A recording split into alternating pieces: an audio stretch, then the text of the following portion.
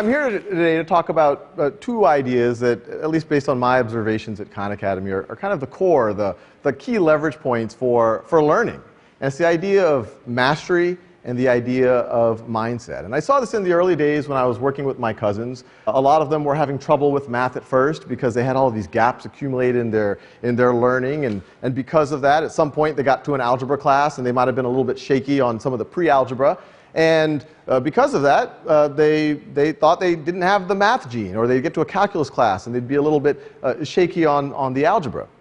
I saw in the early days when I was uploading up some of those videos on YouTube, and I realized that people who are not my cousins were watching. And you know, at first those comments were just simple thank yous, and I thought that was a pretty big deal. I don't know how much time y'all spend on YouTube. Most of the comments are not thank you. They're a little edgier than that. But then the comments got a little bit more intense. You know, student after student saying that they had grown up not liking math. It was getting difficult as they got into more advanced math topics. By the time they got to algebra, they had so many gaps in their knowledge that they just couldn't engage with it. And they thought that they didn't have the math gene. But when they were a little bit older, they took a little bit of agency and they decided to engage. They found resources like Khan Academy, and they were able to fill in those gaps and master those concepts, and that reinforced their mindset that it wasn't fixed, that they actually were capable of learning mathematics. And in a lot of ways, this is how you would master a lot of things in life. It's the way that you would learn a martial art. In a martial art, you would practice the white belt skills as long as necessary, and only when you've mastered it, you would move on to become a yellow belt. It's the way that you would learn a musical instrument. You practice the basic piece over and over again, and only when you've mastered it, you go on to the more advanced one. But what we point out, this is not the way that a traditional academic model is structured, the type of academic model that most of us grew up in. In a traditional academic model, we group students together, usually by age and around middle school age and perceived ability, and we shepherd them all together at the same pace. And what typically happens, let's say we're in a middle school pre-algebra class and the current unit is on exponents. The teacher will give a lecture on exponents, then we'll go home, do some homework. The next morning we'll review the homework, then we'll get another lecture, homework. That'll continue for about 2 or 3 weeks, and then we get a test. And on that test, maybe I get a 75%, maybe you get a 90%, maybe you get a 95%. And even though that test has identified gaps in our knowledge, I didn't know 25% of the material. Even the A student, what was the 5% they didn't know? Even though we've identified those gaps, the whole class will then move on to the next subject. Probably a more advanced subject that's going to build on those gaps. It might be logarithms or negative exponents. And that process continues. And you immediately start to realize how strange this is. I didn't know 25% of the more foundational thing, and now I'm being pushed to the more advanced thing. And this will continue for months, and it'll continue for years, all the way to at some point I might be in an algebra class or a trigonometry class, and I hit a wall. And it's not because algebra is fundamentally difficult or because the student isn't bright. It's because I'm seeing an equation and they're dealing with exponents, and that 30% that I didn't know is showing up. And then I start to disengage. And to appreciate how absurd that is, imagine if we did other things in our life that way. Say home building. So we bring in the contractor, say, told we have 2 weeks to build the foundation, do what you can. So they do what they can.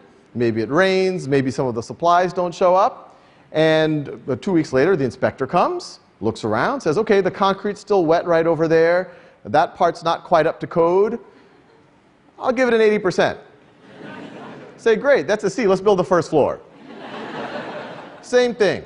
We have 2 weeks, do what you can, inspector shows up in 2 weeks, it's a 75%. Great, that's a D+. Second floor, third floor, and all of a sudden while you're building the third floor, that whole structure collapses.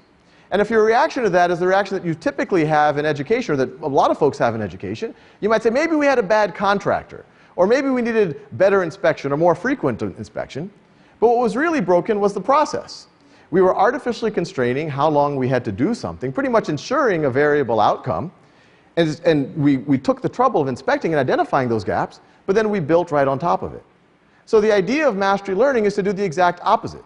Instead of artificially constraining when and how long, fixing when and how long you work on something, pretty much ensuring that variable outcome, the A, B, C, D, F, and do it the other way around. What's variable is when and how long a student actually has to work on something, and what's fixed is that they actually master the material. And it's important to realize that not only will this make the student learn their exponents better, but it'll reinforce the right mindset muscles. It makes them realize that if you got 20% wrong on something, it doesn't mean that you have a C branded in your DNA somehow. It means that you should just keep working on it. You should have grit. You should have perseverance. You should take agency over your learning. Now, a lot of skeptics might say, well, hey, this is all great. Philosophically, this whole idea of mastery-based learning and its connection to mindset, students taking agency over their learning, makes a lot of sense, but it seems impractical. To actually do it with students, it seems like every student would be on their own track. They would have to be personalized. You would have to have private tutors. You would have to work worksheets for every student. And there were experiments. These aren't new ideas. There were experiments in Winnetka, Illinois, 100 years ago, where they did mastery-based learning. And they saw great results, but they said it wouldn't scale because it was logistically difficult. And the teacher had to give different worksheets to every student, give on-demand assessments. But now, today, it's no longer impractical. We have the tools to do it. Students need an explanation at their own time and pace. Well, there's on-demand video for that. They need practice. They need feedback. Well, there's adaptive exercises. It's readily available for students. And when that happens, all sorts of neat things happen. One, the students can actually master the concepts, but they're also building their growth mindset. They're building their grit, their perseverance. They're taking agency over their learning. And all sorts of beautiful things can start to happen in the actual classroom.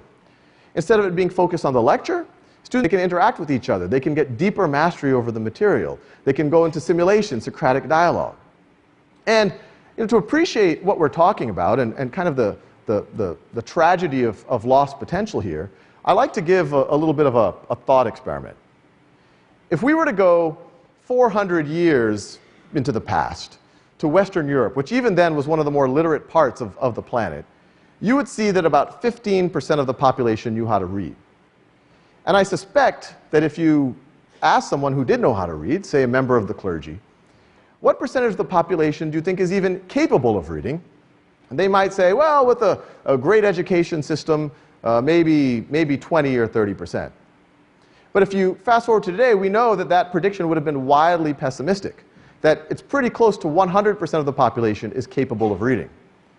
But if I were to ask you a similar question, what percentage of the population do you think is capable of truly mastering calculus, or understanding organic chemistry, or being able to contribute to cancer research? A lot of y'all might say, well, with a great education system, maybe 20, 30%. But what if that estimate is just based on your own experience in a non-mastery framework, your own experience with yourself or observing your peers, where you're being pushed at this set pace through classes, accumulating all these gaps? Even when you got the A, that 95%, what was that 5% that you missed? And it keeps accumulating all the way that you get to a more advanced class, and all of a sudden you hit a wall and you say, oh, I'm not meant to be a cancer researcher. I'm not meant to be a physicist. I'm not meant to be a mathematician. And I suspect that that actually is the case, but if you were allowed to be operating in a mastery framework, if you were allowed to really take agency over your learning, and when you get something wrong, embrace it, view that failure as a moment of learning, that number of the percent that could really master calculus or understand organic chemistry is actually a lot closer to 100%. And this isn't even just a nice to have. I think it's a social imperative. We're exiting what you could call the industrial age, and we're going into this, information revolution. And it's clear that some things are happening. In the industrial age, society was a pyramid. And at the base of the pyramid, you had a large pool of, you needed human labor. In the middle of the pyramid, you had kind of an information processing, a bureaucracy class. And at the top of the pyramid, you had your owners of capital and your entrepreneurs and your creative class. But we know what's happening already as we go into this information revolution. The bottom of that pyramid, automation is going to take over. Even that middle tier, information processing, that's what computers are good at. So as a society, we have a question. All this new productivity is happening because of this technology, but who participates in it? Is it just going to be that very top of the pyramid, in which case, what does everyone else do? How do they operate? Or do we do something that's more aspirational? Do we actually attempt to invert the pyramid, where you have a large creative class, where almost everyone can participate as an entrepreneur, an artist, as a researcher? And I don't think that this is utopian. I really think that this is all based on the idea of we let people tap into their potential by mastering concepts, by being able to exercise agency over their learning, that they can get there. And from a, when you think of it as just a citizen of the world, it's pretty exciting. When you think about the type of equity we can have and the rate at which civilization could even progress. And so I'm pretty optimistic about it. I think it's going to be a pretty exciting time to be alive. Thank you.